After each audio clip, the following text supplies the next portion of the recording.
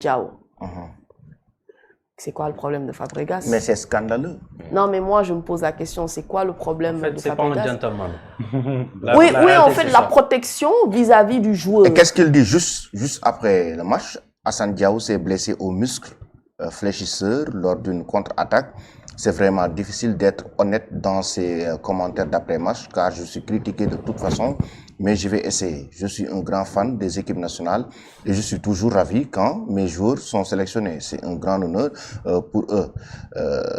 J'ai simplement demandé un peu de bon sens de ne pas convoquer car ce joueur n'a quasiment pas joué ces 8 derniers mois, constamment blessé et incapable de retrouver sa régularité. Et lui, pourtant, malgré ça, il le met titulaire contre l'AS Roma.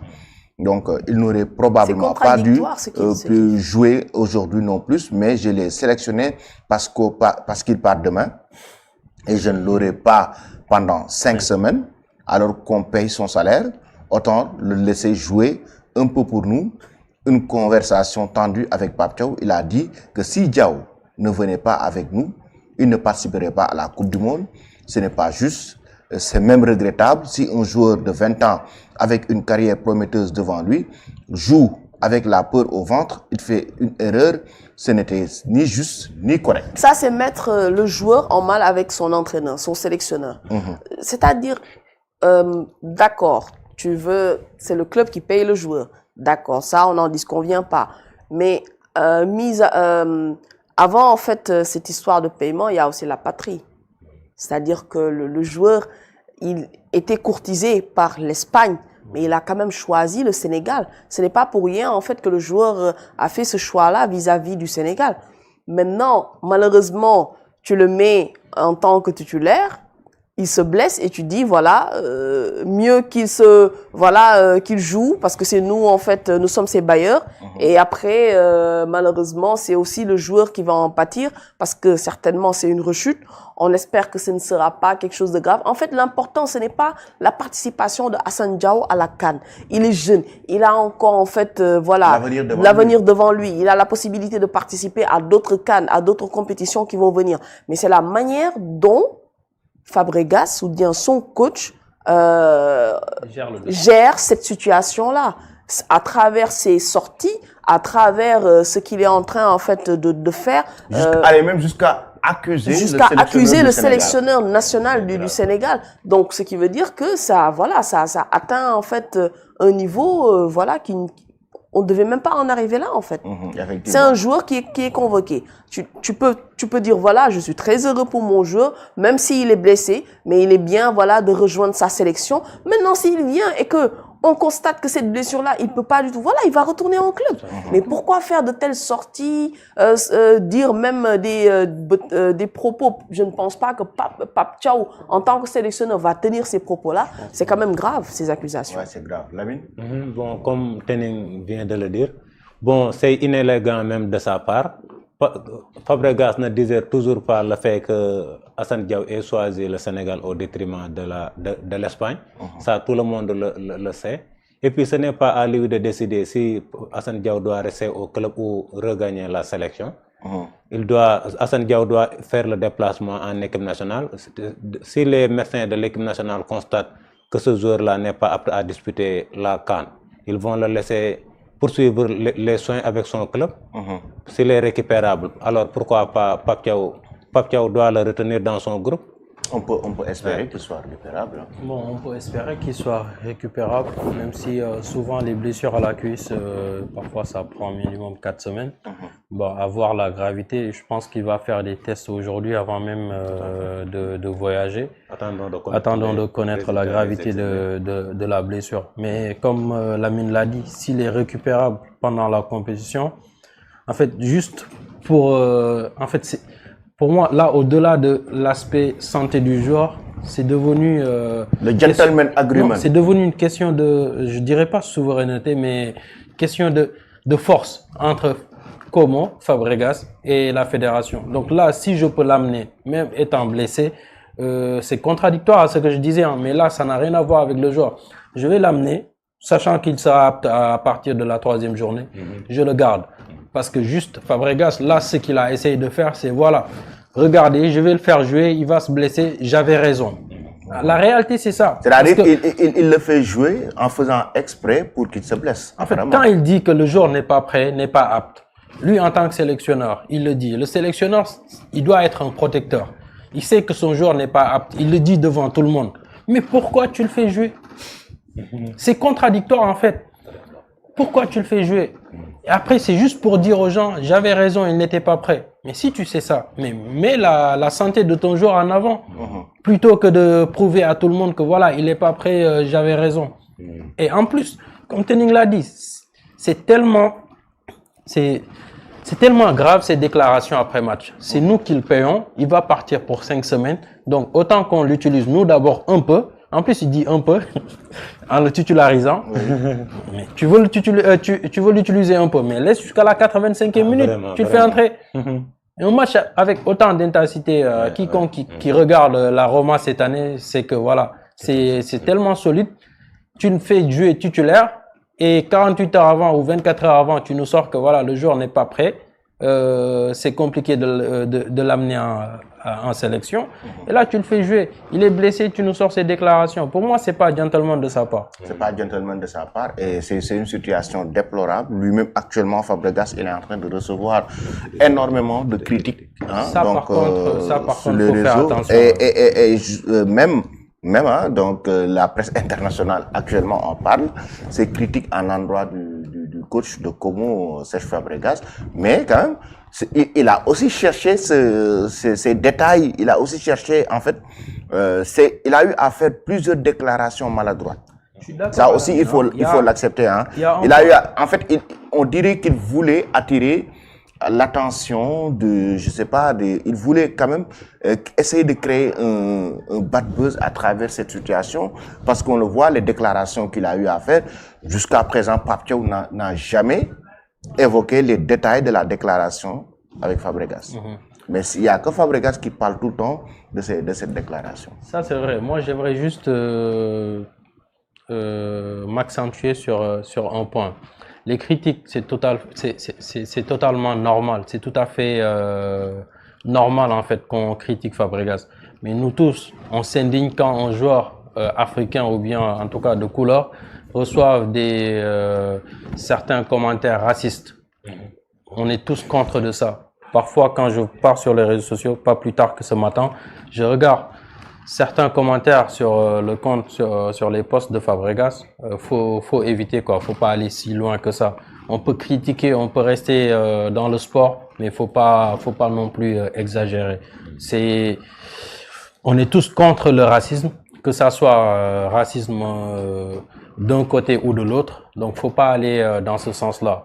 On peut critiquer Fabregas, on peut montrer notre mécontentement, mais il faut savoir raison garder, quoi. Oui, c'est vrai qu'il faut savoir raison garder, mais lui aussi, on dirait qu'il cherche ses critiques. Comment un joueur blessé, hier, tu peux sortir une telle déclaration après juste le match? C'est-à-dire tu es en train d'enflammer la situation. C'est-à-dire aujourd'hui, il pourrait plus quand même éviter ces critiques et ces commentaires négatifs à son endroit. C'est en fait un manque de respect vis-à-vis du Sénégal, vis-à-vis du sélectionneur et vis-à-vis, bien sûr, de la sélection sénégalaise. Si, par exemple, Hassan Diao était un joueur ou bien même un tout autre joueur d'une autre nationalité européenne, France, Espagne ou bien allemand, Allemagne plutôt, c'est-à-dire que peut-être qu'il n'y aurait pas eu en fait ces déclarations fracassantes à l'endroit de ces équipes-là. Maintenant, c'est aussi à nous de nous faire respecter. C'est aussi à nous, à travers bien sûr nos actes que nous allons poser suite bien sûr à cette situation-là, de nous faire respecter, parce que le Sénégal n'est pas du tout une petite équipe. Et même si c'était une petite équipe, il lui faut quand même du respect. On nous le doit quand même, d'autant plus que voilà, on a eu d'excellents joueurs et on l'a toujours en fait d'excellents joueurs qui s'assoient au rang de Serge Fabregas. Donc, ce qui veut dire vraiment que pour moi, voilà, Fabregas, ok, il était un grand joueur et tout, il a joué à Arsenal et à Barcelone, mais moi, tu me mets Fabregas et Sadio Mané, je te prends Sadio Mané. C'est-à-dire qu'en fait, il faut vraiment se faire respecter. Et il faut, en fait, c'est un respect limite qui s'arrache même. Parce que c'est pas du tout normal qu'un sélectionneur, qu'un coach plutôt, fasse de telles déclarations vis-à-vis de son homologue, si je peux le dire, un sélectionneur d'une équipe nationale. Et qui disent que c'est le sélectionneur qui a tenu de tels propos à l'endroit de tels joueurs. C'est une grave accusation. C'est grave quand même. Il a accusé quand même, il a accusé gravement donc Pape Thiaw. Et puis il devait pas quand même, du moment où ils ont discuté ensemble, comme des personnes responsables depuis des jours par rapport à cette situation. Et après, c'est lui qui s'enflamme en le titularisant. Même Hassan, quand tu le vois sortir en larmes, l'image, ça ne nous a pas choqué, l'image d'Hassan qui sortait? C'est triste. C'est une image triste pour le joueur, pour moi, toute la nation, parce que on aurait aimé le voir, surtout en plus au top de sa forme pendant la Coupe d'Afrique, parce que c'est un joueur, hein, n'oublions pas, c'est un joueur qui est hyper, mais qui est tellement talentueux, qui peut beaucoup apporter. Parce qu'on parlait de lui en sélection espagnole, qui peut jouer dans l'autre couloir, Yamal dans l'autre et tout. Il pouvait concurrencer, comment il s'appelle, William. Nico Williams. Donc voilà, c'est un joueur avec beaucoup de talent qu'on aurait aimé avoir avec nous à la CAN. Et quand on le voit se blesser juste à la veille, et ça revient sur ce qu'on disait la dernière fois par rapport à la FIFA, à la CAF qui accepte que les joueurs soient libérés à une semaine de la compétition. Voici les conséquences. Et il n'y a pas que le Sénégal, il y a plusieurs nations qui ont perdu un joueur lors de cette dernière journée. C'est dommage et c'est écœurant de voir cette situation, comment Fabregas, comment Como a géré le cas Assane Diao. Pourtant, on a d'autres blessés. On avait d'autres blessés. On a sélectionné aujourd'hui Habib Diarra. On a sélectionné Ismaël Assar. Même si lui, c'est moins grave parce qu'il a été titularisé. Et on savait à l'avance que voilà, sa blessure n'est pas si grave. Mais Habib Diarra, jusqu'à présent, le coach n'a pas forcé pour le faire jouer, ou bien même dans ses déclarations, tu sens que c'est un gentleman, il parle avec élégance, il respecte les sélections, il libère ses joueurs. Et pourtant, Fabregas, il a qu'un seul joueur africain, si je ne me trompe pas, c'était Assane Diao, mais Sunderland, il va perdre 3 à 4 joueurs. Donc, et quand même, il a été élégant du début jusqu'à la fin. Il n'a pas essayé de retenir Habib Diarra, même s'il revient de blessure. Et pourtant, c'est Sunderland qui paye aussi le salaire de Habib Diarra. Mais il a pas sorti dans les médias tous ces propos que Fabregas a sortis. En tout cas, encore une fois, Fabregas nous montre que voilà, on peut être un grand joueur, mais ne pas être un grand entraîneur. Manager. Un grand manager, c'est pas uniquement sur le terrain. On manage. Quand on dit le management d'Assane Diao, voilà, quand même, c'est la catastrophe avec Fabregas. C'est général déjà, lui, avec Assane, déjà, entre manager et son joueur, c'est tendu. Assane ne le respecte plus. Parce que quand on regarde Assane, quand Fabregas a parlé avant le match, automatiquement, il a réagi. Il a mis une story pour montrer que voilà, avec le maillot du Sénégal, pour montrer que il est fier d'être sélectionné. Donc voilà, je pense qu'aussi il y a une situation entre les deux qui n'est plus comme avant. Parce que quand il dit, voilà, je me désolidarise du cas Assane, il dégage ses responsabilités. Et c'est ce qui est... À ce rythme, Diallo, est-ce que ne craignez-vous pas que Assane Diao part en clash avec son coach? C'est possible, hein? Bon, c'est une possibilité. C'est possible d'en arriver là. Maintenant, attendons de voir s'il va participer à la CAN ou pas, mais je pense que les relations risquent d'être tendues entre les deux. Effectivement. Alors, un autre coup dur pour l'équipe nationale du Sénégal, il s'agit de Ilaï Camara. Donc, la Fédération sénégalaise de football a sorti un communiqué.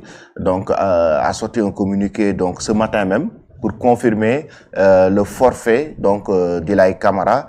Donc Ilaï Camara, la Fédération sénégalaise de football porte à la connaissance du public que le joueur Ilaï Camara s'est blessé en club le dimanche 14 décembre 2025, donc lors du match ayant opposé Anderlecht à Saint-Trente. Une IRM à Dakar ce jour a révélé une lésion musculaire de grade 2 au niveau du ischio-jambier droit Par conséquent, il est déclaré forfait pour la CAN 2025. La Fédération sénégalaise de football lui souhaite un prompt rétablissement. Ilaï Camara, forfait pour la CAN.